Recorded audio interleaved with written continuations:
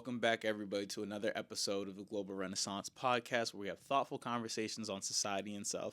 As always, I'm your host, Trev Woods. Today, I'm joined by a special guest, return guest. These are always my favorite episodes. This is going to be episode 48. You were here on episode 5, so welcome back to the Poetic Artiste. How you doing today? I'm doing really, really good. How are you? I'm doing excellent. Again, I appreciate you coming back through. We're here to talk about a few things. You have new art coming. You have an event on the way. For people who aren't familiar with you, can you introduce yourself real quick? I am a visual and performing artist. I specialize in acrylic paint and spoken word poetry.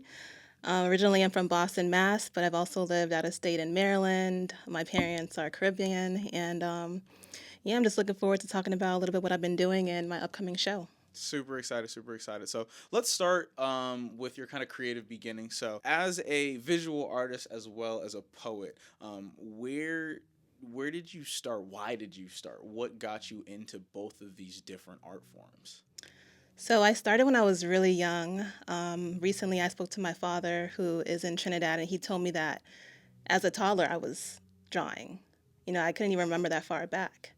And he is also an artist. So I used to see him with his paintings of my mom around the house.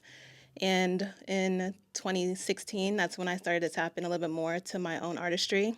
And I just went out and I started learning how to paint myself. As far as the paint, well, let me ask you this. Do you feel like painting and poetry, are they related, connected, as far as you, as far as when you're doing these things? Do you feel like they're connected at all? Are they just two separate ways that you're able to express yourself? For me, it feels like two separate ways to express myself. For one, I feel like when I am painting, I'm in a completely different zone than when I'm writing. And I kind of create an atmosphere that is different. Like when I'm writing, I like complete silence. And I usually start freestyling into voice notes and then I'll listen to it and then I'll write it down. But when I'm painting, I like, R&B music. I like to have some candles lit. I like my glass of wine. And I really feel like I'm tapped in and fluid with whatever I'm doing in that moment. And outside of that, there's like no distractions. Got it. No, that makes sense. So you kind of give us the background as far as painting goes. What got you into poetry? I started writing poetry in 2014. I feel like I tapped into that when I had like a close friend of mine passed away, and she was always telling me to like share your craft, and I was always too nervous to do it. And after that experience with like losing her, I was like, I'm gonna go out a little bit more and put myself out there. And that was when I had one of my first performances. And ever since then, I had been pretty consistent. But also just because going to open mics and spoken word events, I've just felt like I've been touched by a lot of other artists who have been able to go up there, speak their truth, and it has been a relief to kind of just like express what you need to express on stage and then be able to leave it there, and it's like a really freeing moment. It's also very vulnerable to go up there and share things you've been through. So I feel like I just really tapped into that, even though when I was younger, I used to write like little raps in like middle school. So I feel like it has been consistent that I've just enjoyed finding ways to be creative and having that type of self-expression. What types of art do you like to consume? So for the most part, when it comes to what I would say I like to see like visual artists who paint. I really enjoy watching oil painters because I feel like you have to really specialize in that craft to learn it, and because it takes so much time. I like to watch spoken word artists. Like to watch like places like Voices in Power, who's actually coming to Boston Shout out. in like another week. But yeah, just watching anyone who's a poet or an artist painting and just being in their craft. It could even be people who knit, people who use resin, like anything where you actually have to learn a specialty and really tap into it. I enjoy all of that. So do you consider yourself a self-taught artist?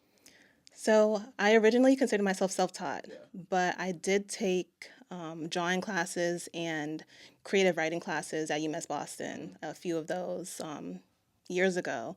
So I feel like I do have, a little bit of an educational background in that. And I've also shadowed some students at different schools like MICA in Baltimore, which is a really popular art school. So I feel like I do have a little bit of, a background outside of just being self-taught. So I as a, I'm a musician, I play drums, so I had I did get lessons from, I got formal lessons, I got informal lessons, and then there's also like kind of a self-taught element. I enjoy the process of trying to learn things on my own, but also it's very helpful to have somebody who knows what they're doing to be able to guide you. What is your perspective on the different ways you've been able to learn your crafts, the merits of learning something, again, just going out and trying to figure it out on your own versus having that level of guidance? What's your perspective on that?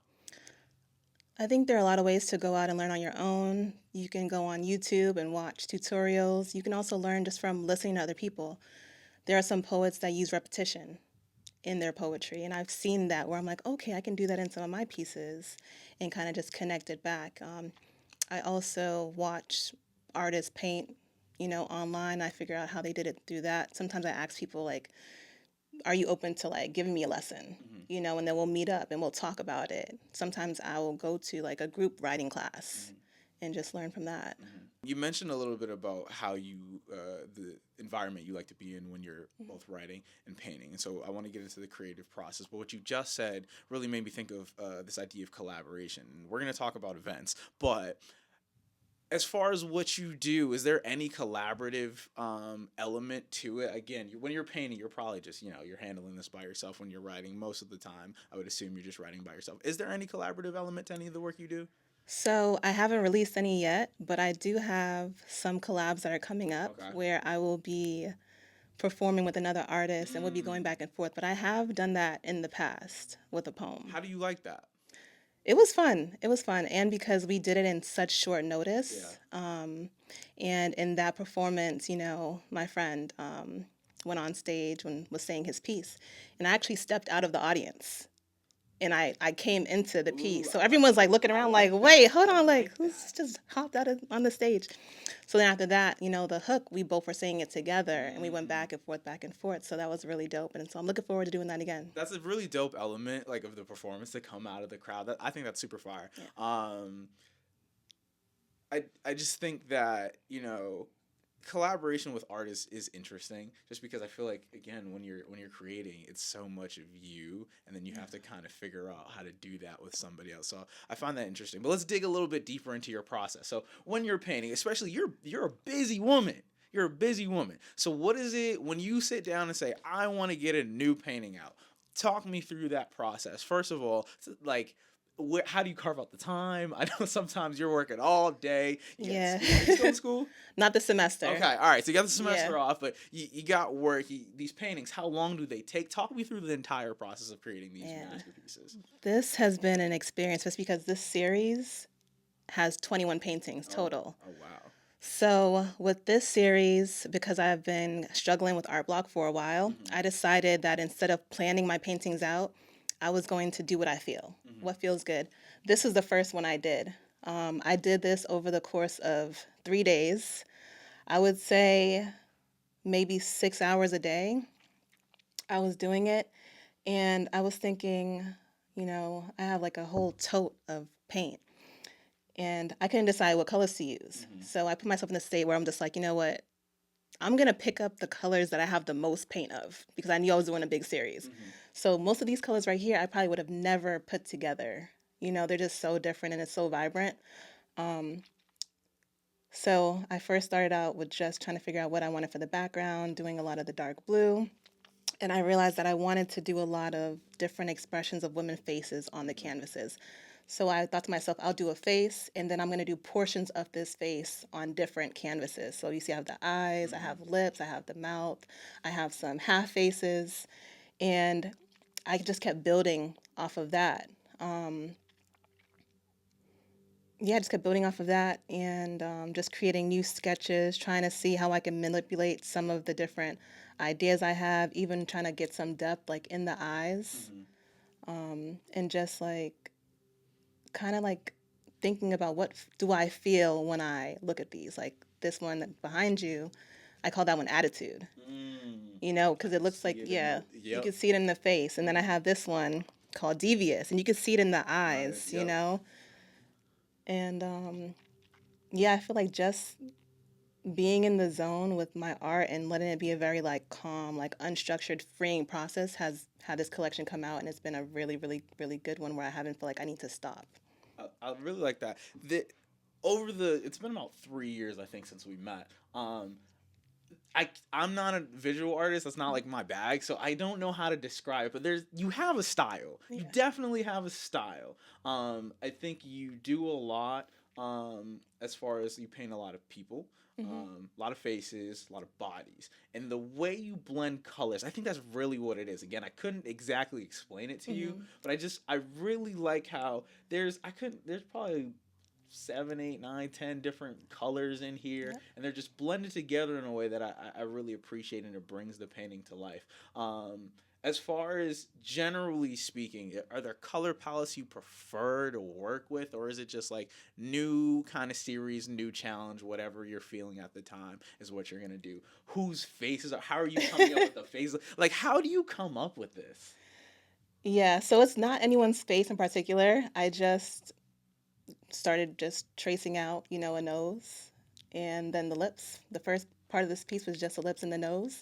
And I did the bottom half before I went to the top. So I didn't know it was going to have eyebrows, eyes at first, but when I started to layer it, I started realizing I had space to add that in.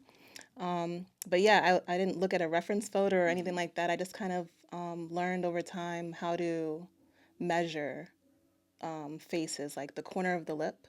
I know usually if you go from the corner of the lip up to the pupil, it's usually leveled here. And then the corner of the nose here usually matches the corner here. See, this is the type of stuff I would never think of.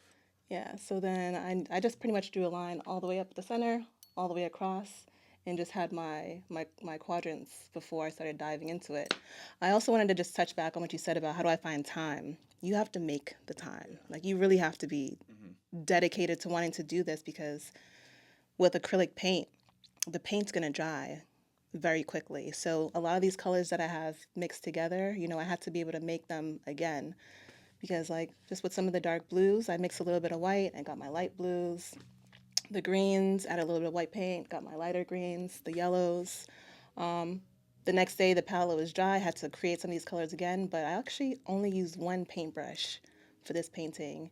And instead of wetting my paintbrush with like a lot of paint or water, I actually was scrubbing the paint on the painting, and that's why you get some of the texture where I was just like this. And that's why they're blending so well into each other. So yeah, it's definitely a process, but yeah, one paintbrush for the entire painting. That's impressive.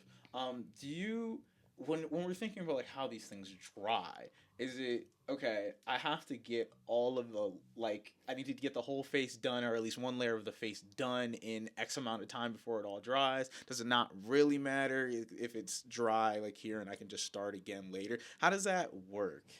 So it depends on what you're trying to do. For me, and because I used just one paintbrush, what I did was I put the colors on the darkest parts of the face first. So the browns, I shaped the cheek, this area right here of the chin, and then I started forming the nose with the tan. And I know like the curve of the nose, like just to go this way. I know the cheek was going to be here, so I did most of the canvas in that tan color.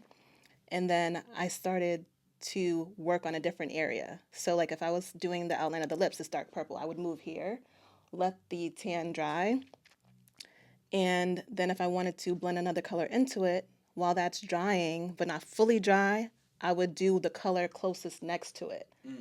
So this way, while it's drying, I can also blend like something like the pink into it. Because if Yeah. it dried completely, it would look like very hard Yeah. brush strokes instead of kind of blending into one where you can really see the layers. How do you feel while you're creating this? Again, this is you said 6 hours a day across 3 days. It's a good amount of work. Yeah. How do you feel when you're starting it? How do you feel as you get into it, as you see it taking shape? How do you feel when it's done? When I started this piece, I did not like it. Really? I was like, this does not look good. And I was just like, don't psych yourself out. Just let it flow. I'm like, just keep building, just keep building. But I really did not like how it looked. And I think I posted a little bit about the preview before and after and letting people see it. And they're like, this is the same painting. And I'm like, imagine if I had stopped.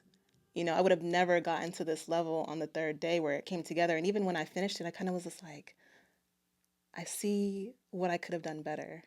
And I think that's just a learning experience for me. But people who are like not very serious, like artists, they like, this looks amazing. But I'm like, I could have done this better. But I really just had to accept that, like this is my work and I'm going to get better every time. Mm-hmm. And now this is my favorite piece from the Mm. collection. How do Yeah. you fight that like incessant artistic need to be perfect? Because I feel like every artist and probably most people Mhm. feel that in some way, shape, or form when it comes to whatever their craft is. It's just like, oh, I need this to be perfect. How do you fight that? Yeah, I'm still learning how to fight that, honestly. Someone asked me the other day, how do you know when it's done? I'm like, I never know when it's done. I just have to accept that I did enough, Yeah. and that is all that I can do. That's Yeah. so real. 'Cause I feel the same way. I used to, sometimes I would drum and I would just do something. I'm like, ugh, that wasn't really that good. But people who aren't drummers, they are like, oh my god, that was so good. I'm like, no, this was bad and this was Mhm. bad. But Yeah. I had to learn that like just take the compliment. Like Mhm. take the compliment. You can keep it inside your head of like, okay, I want to do this better. But also like we've said, art is expression, and like none of us as people are perfect, and Mhm. so expressing your imperfections has a profound impact. How as far as impact, when you have your shows, when you show people your art, whether you're displaying it on social media, whether you have it up in the JP Licks in Harvard Square, whether you're at some other art show, like how does it feel knowing that people are connecting and resonating with your work? I feel really good about that, about being able to share, not because I'm only sharing, my voice and my vision for this, but because a lot of people are inspired to also tap into their own, artistry. So knowing that I can help somebody really learn and to just let people know, like, you're never too old to start something that you enjoy. A lot of people say, like, why should I like learn now? I'm older, and I'm just like, you're gonna age regardless, Time's gonna pass anyway. you know. Yeah. So do what makes you happy in that. And art alone is just a very good way to relieve stress, to be present, to like really tap into like your inner child and what you enjoy. It doesn't have to be good. You can just be there and let yourself feel free in that moment. So, and in terms of just like showing people my work and my vulnerability and my artwork and my poems, I just feel like being present with people and letting them know like you can also do this. I started self-taught. You can have the power to really step up and do it for yourself. It feels good. That is very empowering. And as far as the poems, when you're going to write a poem, let's say you have an event coming up, you're like, I need to have two, three, four poems Yeah. ready. What is that process like? So, since I don't tend to just start writing, whenever I am thinking about something and I feel like a line kind of come to me, I immediately record it. Mm-hmm. And then I would try to go back and listen later on and then add to it. But I don't necessarily pick a topic that I want to write on. It's just like, what do I feel I want to talk about in that moment? Because I want my pieces to naturally flow and not feel forced. Mm-hmm. So I really just have to tap into like, what am I feeling in that moment, no matter where I'm at. Like usually it's I'm in the car listening to music when something comes to me, and I'm like, oh, I The gotta voice like, memos coming clutch. Yeah. yeah. So that with my upcoming show, I've been thinking since it's like Friendsgiving theme, I've been thinking about writing a poem about my friendships Mm-hmm. and my close relationships with my friends, and I have some amazing people in my life. So I'm like, can I write something to tap into that? I mean, even with this process, I mean, my friends have been really supportive. They've come over and like helped me name the paintings. They've like watched me paint, which is something I've been getting used to now because usually nobody, Mm-hmm. when I'm painting, I'm by myself, Yeah. but they know how I am where I need complete silence. They'll come over and watch and not ask questions and like pretty much just let me be. They've been very supportive, complimenting me. They've also said that, I have like a certain technique and style that they can see and that, I've been growing, over the years. So I think knowing that I have a really good support system is helpful. And my friends will also let me, share my poems with them and they'll give me, advice on how I can improve it. Mm-hmm. Um, but yeah, so that has been a really great ability. Yeah. And so putting these two things together, not only do you create the art, you also curate the space for you to be able to share it, but also other people to share their art. Yeah. What is it like putting together an art show? Putting together an art show is a process, and I wish people could see how much behind the scenes. I've been trying to tap in a little bit more to recording and posting the process, but booking the venue, booking, and now I have food available too. Yep. So getting the food, making sure it's somewhere that's going to be good, people will like.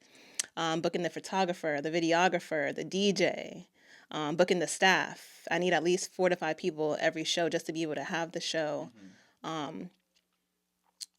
The setup of the venue, that's a whole idea. I mean, I'm like, this is Friendsgiving, so I want to have Friendsgiving ideas. Yep.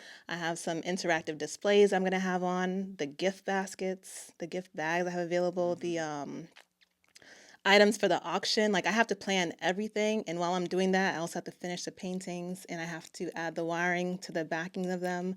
I have to get to the venue the day before to drop off the artwork. I have to set up the time for the delivery of the food the next day, making sure everyone's checked in on time. And usually I do everything myself, but this time I'm like, I need to hire, like an event planner and a point person for the event so I can really be there and interact with the attendees instead of having to run around and try to make sure everything is going on. But even with that too, I have to plan the layout of the show, and meet with the team and let them know, like, this is what I have planned, the hosts, the content creators, and it's a lot. Yeah, it's a lot of work. But I'll tell y'all, them events are fire. We're gonna promo them some more, but make sure you show up because I've been to I think 3 thus far. Yeah. All hits, every single one of them.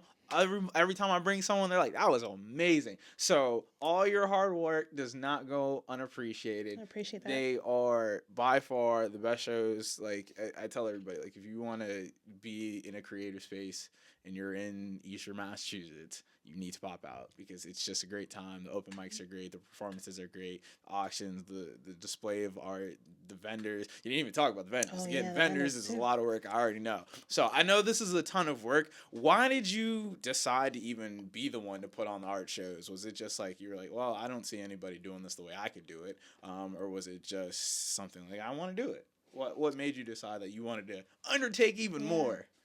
Yeah, so I returned to Boston. I was living in Maryland from like 2016 to 2019, and I came back like right before COVID. And when I was in Maryland, I had met so many really amazing creators, and I saw that they had events like this all the time. Like every week you can go to something and someone was having an art show. When I came to Boston, I feel like I didn't see any of that. And it may be because I wasn't really tapped into like the creative scene in Boston. I didn't really know that many people in Boston who were creatives. But I was just like, why don't I start my own thing? So that was on my list of things that I was going to do when I moved back to Gotcha. Boston. Well, you certainly executed. I'll tell you that much. You certainly executed. Like I said, I feel like I'd just be looking forward to them. I'd be waiting.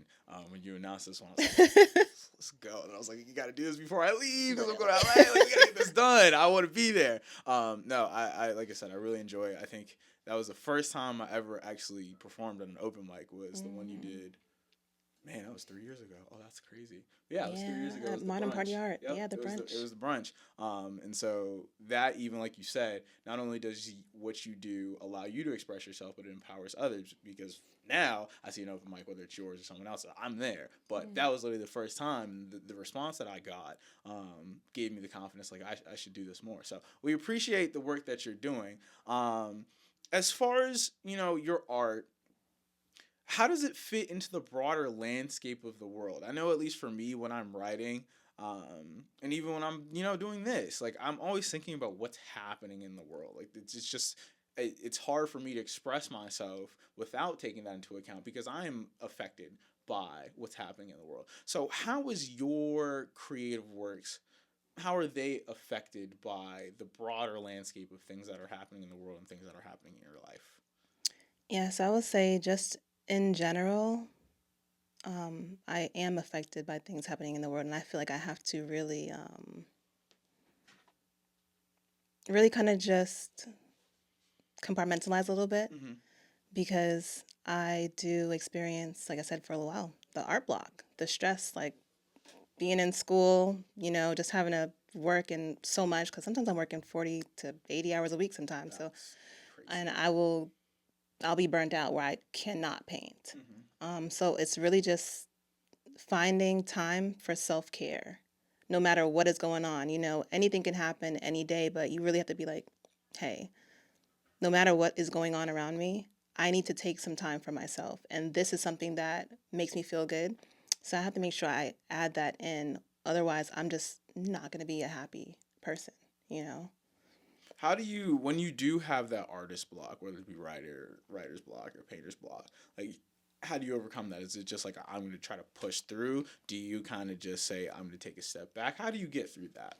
So this time, I actually did a lot. I went to a lot of museums. So I traveled to DC, for example, and I went to a couple of my friends' poetry events. I went to Chicago and visited like 7 or 8 museums in Chicago with one of my friends, and seeing the other artists work in the museums helped me feel like a sense of ease and just was inspiring. I started going to open mics and just listening first, and then I started performing a little bit to really get myself back into the swing of it. And at first, I was uncomfortable. You know, I'm like, I haven't been up here in like a year or so, and I'm like, now I'm coming up and performing. And I think because of the feedback that I got, it inspired me to kind of like continue to perform more. Because even today, like I just got off from GBH and I got to perform in the Boston Public Library, Yep. you know, at the News Cafe. So that was an amazing experience. And they're going to have that on their page and on YouTube. So I just really had to be persistent and not let any of the self-doubt or any of the, you know, ill feelings, you know, deter me from what I wanted to get to. So I really just had to put myself out there. And I feel like you've been at a bunch of events around recently. I believe you posted, or you maybe reposted it from whoever was running the event, but I think were you doing live painting somewhere? Yeah, I was live painting for an authenticity event at Hue. That was amazing because I usually never paint in front of people Yeah. or paint live. So that was actually a really, really good, you know, first experience. And I met a lot of people that night. I also performed a piece. And yeah, everyone was very welcoming. So I feel like putting myself out there even in that way, and now also being invited to do more live paintings. Yep. I'm like, okay, now that I'm out there and people are liking it, I'm feeling more comfortable. So maybe I can do this a little bit more.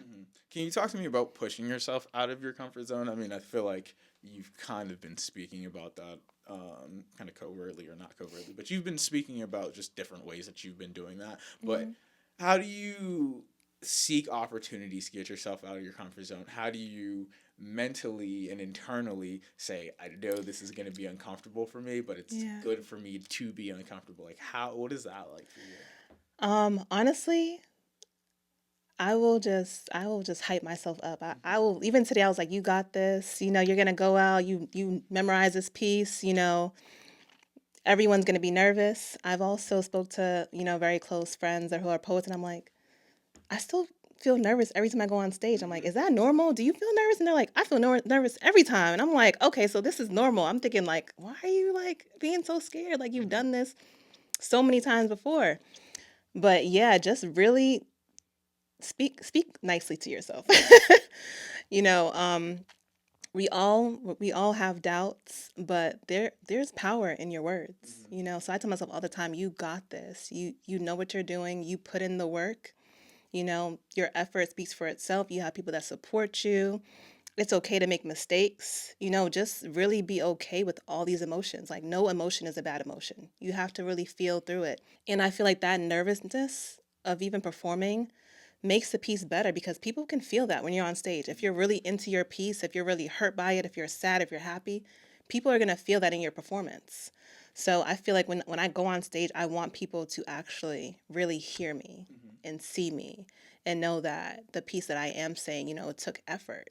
And there's power in everything that I do because regardless of if someone's going to like my work or not, you know, this is this is a part of me no matter what. So at the end of the day, I just have to, you know, hype myself up, you know?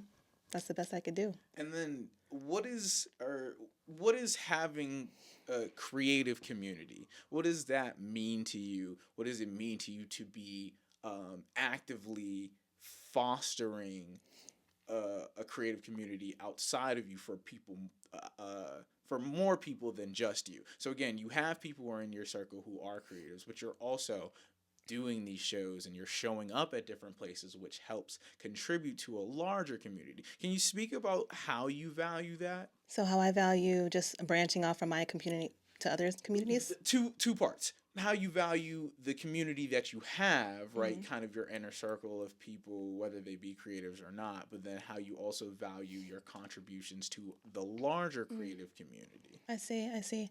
So, I feel like I really have a very close circle of, my friends and my other artists and my poets, but one thing that I really strive to do in my events is to let it be inclusive and to be welcoming. I've met a lot of people through my events, and, I always have this, I feel like a welcoming spirit was where I'm like, you can join me and we can work together. I don't mind collabs. I don't mind input, and I can introduce you to other people that I know. We can connect, we can learn from each other. Sometimes people, know different venues. And I strive to book black owned venues Mm-hmm. and across the board in all my events. The staff, the catering, the venue, anyone I can, I really try to give back to my community in that way. Um, I also like to show up for other people's events because, I respect the work that everyone does, Mm-hmm. and I feel like it's important for people to show up for people who show up for you, but also just to allow yourself to be in a new space Mm-hmm. where people may not know you. In terms of like performing for one, sometimes I'll say a poem and I've read it a few times and I'm like, do I want to read this poem again? Because usually after the first three times, I'm like, I'm retiring that Mm-hmm. poem. And one of my friends said, you don't know who in that next room might need to hear what you said in that piece. So Mm-hmm. never retire a poem, Mm-hmm. you know? So I think with that, I love to just join other spaces. I literally travel to several different states throughout the year to just perform and meet people at different events. So I think that's something that I will always be doing and just experiencing and learning from because it can also benefit me and my own events in the future by Yeah. seeing what other people do. Yeah, no, I mean, I think that's a really powerful point. I mean, I know just from your event alone, like I've met so many really cool people, just to be able to be a part of the events, right? Like I think that's also been really fun for me. Again, like I love performing, I love showing up at the open mic. Like it was, I remember the first time I was dead nervous, like I don't know if I want to do it. Mind you, I've been practicing for like 2 weeks before Hmm. that. I was like, I'm gonna be ready, but I don't know if I want to do it. But then I did it, and I messed up a little bit, but nobody bothered me about it. And then from there, I was like, wait, hold on, I could do this. And then to be able to perform again, and then to be able to participate in the panel. I just think that there's so much value in showing up and being engaged, right? Because it's one thing to be there, and there's nothing wrong with that. Like if you just want to be in the crowd, that's cool. But when you're engaged and you really take the time to connect with the performers, when people plug their Instagrams, like I actually go follow them, Hmm. and when they got something cool going on, because I really do think, like you were saying, like there are other places around the country where like the creative scene is a little bit more robust, and there are events all the time, and we don't really have that in the same way Hmm. that other places do, especially like the DMV, where I think the just black community, especially, is just larger, Hmm. is more visible, and so I think it's really important for us, especially in the Boston area, where there are so many people who are doing really, really, really cool things, and I think it's on us to really just collaborate with each other so that we can create an environment where as many of us can thrive in the space as possible. Because at the end of the day, like we all know what it's like to want to get yourself out there and just not have the avenues to do it. Yeah. So, I mean, I think, again, I can't express enough how important what you do is, because you give people that opportunity to show up and show themselves and the things that they have to offer. So, I mean, I think it's really dope. I know it's a ton of work. I know it's a ton of work. I know you work really hard. I'm telling y'all, you should go follow her on Instagram. All right, go follow her on Instagram. Watch her story, and you'll be like, "How the hell you get all this done? Are you okay? Do you sleep?" I've been sleeping a lot more than I used to. So I usually get 8 hours of sleep Oh these wow! days. Yeah. Congratulations, congratulations. I think we have. There's the trope about like artists are better when they're like not doing well, but I Mm. like to see my creative brothers and sisters be Yeah. healthy. Um, I mean I do feel like sometimes like some of my best stuff has been like I was a little crazy, Yeah. but also I don't want that for myself. I don't want that for anybody else. So Mhm. I'm glad. I'm glad you're kind of getting that regular sleep in. That's Yes. really good. Yes. Now, as far as the new line, right? 21 pieces. Mm-hmm. 21 pieces. We have an art show. Is it Voices and Visions? Visions and Voices? Voices and Voices Visions. and Visions. That is November 22nd. Let's talk about it. It's promo time. Yeah, so November 22nd, it's at a venue called V's in Randolph. Of course, food, drinks. So we're gonna do a auction, a raffle for some original paintings. I'll be giving away some gift bags as well, and some apparel. I have new apparel with the series paintings on it. I'll have some vendors. I already have a few booked, and of course an art auction where we start at $20. Mm-hmm. So you'll be able to win some pieces and bid on those pieces. The auction is really fun too. Like just the Yeah. auction itself is super fun. Yeah, so voices and visions. I know I touched on this a little bit earlier where I said like it's important to just express your voice and have a vision. That's why I named it that because Mm-hmm. I really felt like, I was silenced for a little bit experiencing the art block. And I did. Like I was talking to you a few times like I'm planning something, Yep. like I don't know when I'm going to be able to do it. I want to do something in summer and I'm like my vision was to have a show before the end of the year. Mm-hmm. And I really got to set it up and have it planned out. So just kind of giving some respect to the idea that, I really had to push myself to get this done, but I was able to do it, and I feel like the show has been coming together like amazing. I did an entire photo shoot with the new paintings, Mm. and just to promo. I mean, even doing this now to get to talk about it, and the collection where I really felt like it was important to show the different emotions that we have as people. Mm-hmm. With the colors, I felt like when I was painting, I was thinking about how humans are just very dynamic. And I felt like when I'm looking at the pieces, I feel like if I looked at the pieces as parts of a person, like every person has different colors, and that color can represent different things they have been through in their life, different emotions. And I felt like that's what I wanted to show. Like, you might only know a certain part of us. Like, Mm-hmm. you don't know the undertones of these paintings, undertones of people's lives, what they've been through. But when it comes all together, it forms a whole piece, a whole human. And I feel like that was, the journey I was on when I was painting these. And just being in tap with the fact that I had the different faces showing a different emotion. Mm-hmm. I want people to see these pieces and feel something, Mm-hmm. you know? And I think I've been doing just that because sometimes people will say, like even someone said like this looks like they have like this like devious look. And I'm like, that's what I actually named it. Mm-hmm. And then someone said it looks like it's like has like cat eyes. Um, then the pieces with the attitude, like the curved lip, like people actually see it and feel something towards it, and they're like, even if the piece doesn't have eyes, it's like it's still speaking to them. So I Mm-hmm. feel like that's what I really wanted from this show. So I'm excited to really put up 21 paintings. I've spent over 600 hours in total That's on this series. that's some work right there. Yeah. So yeah, I'm looking forward to it. It's going to be a great experience. I hope everyone taps in November 22nd from 7 to 11. Dope. Yeah. Tickets are on Eventbrite. So make sure you guys go cop that. Like we'll link everything. They'll be in the description of this.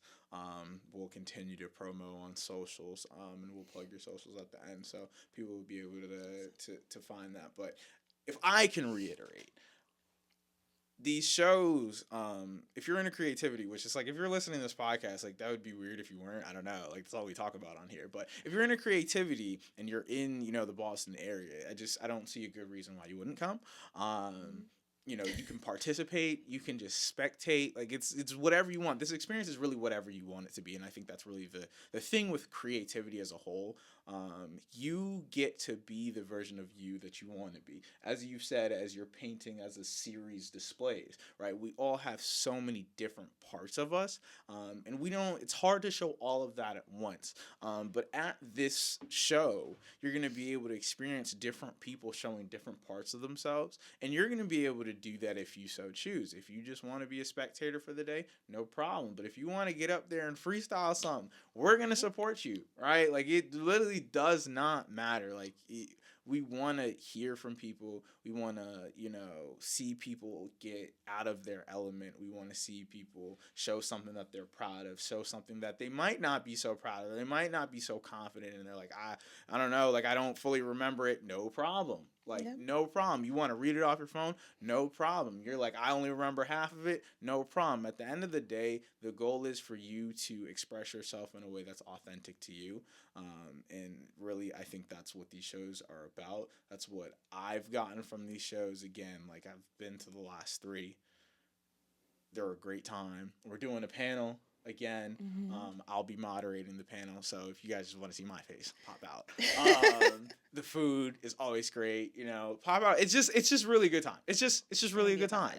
I can't explain it any better. If you don't like having a good time, I don't know what's wrong with you. If you like having a good time and you're in Massachusetts, come to Voices and Visions, November 22nd at V's in Randolph, 7 to 11. Tickets are available on Eventbrite now. Dope. So speaking of Voices and Visions, give me, when you think about your own vision for yourself, over the years coming to a close, as we move into 2025 and we think about, what do we want to accomplish next year? What do we want to accomplish over the next however many years? What is your vision for yourself moving forward? Moving forward, there is a lot that I have been doing behind the scenes. I have actually recently applied to teach art classes. Ooh.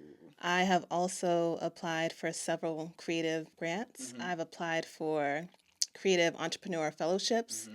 And I think overall, just enhancing my abilities and learning from other people is on my radar right now. I have said before, I want to see my work in a museum, and I'm really tapping into that. So between that, learning from others, and hopefully like getting into this fellowship, that would be an amazing experience. It's 6 months long, and they teach you everything from like just marketing, building like growth strategies for your business.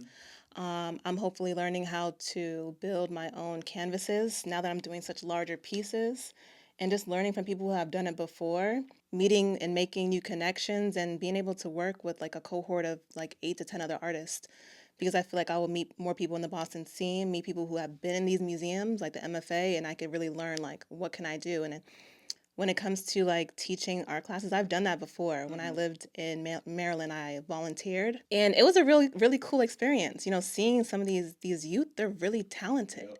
I was surprised at what I saw, and I taught maybe 4 or 5 classes in a day, and just seeing the different ages. So I thought that was dope. So I'm thinking now, if I can give back even more to my community and volunteering for these opportunities to teach in like community centers. So I'm really looking forward to like being able to put myself out there in that way. In terms of anything else, I will definitely be having another show next year, and I'm hoping to maybe even have like some type of summer event where I can do like a little get together that's like a barbecue where I can really chill with some of the people that I've been creating with. And just branching out from there, and maybe even having another paint night. I like Yeah. it. I'm actually really excited for you. Obviously, I want to see you in these museums. I want to see you everywhere. But I also am really excited that you want to be able to kind of guide the next generation of creators, because, these kids do got a lot of talent, but they also have a lot of things that are working against them. And so for them to have that guidance and encouragement from someone who's done it and doing it, I think that to me is like super important. And the fact that you're willing to volunteer yourself and commit yourself and give yourself to others in that way, as we've kind of talked about you doing it through various means, whether it be your poetry, whether it be your paintings, whether it be these shows, but now doing it another way for the up and comers. I just think that's a beautiful thing. So salute to you. I hope all your goals get accomplished and more. I hope you do things that you haven't even dreamed of yet. Biggest salute to you, the Poetic Artiste. Where can people connect with you? So you can find me on Instagram at The Poetic Artiste. That's Poetic Artiste.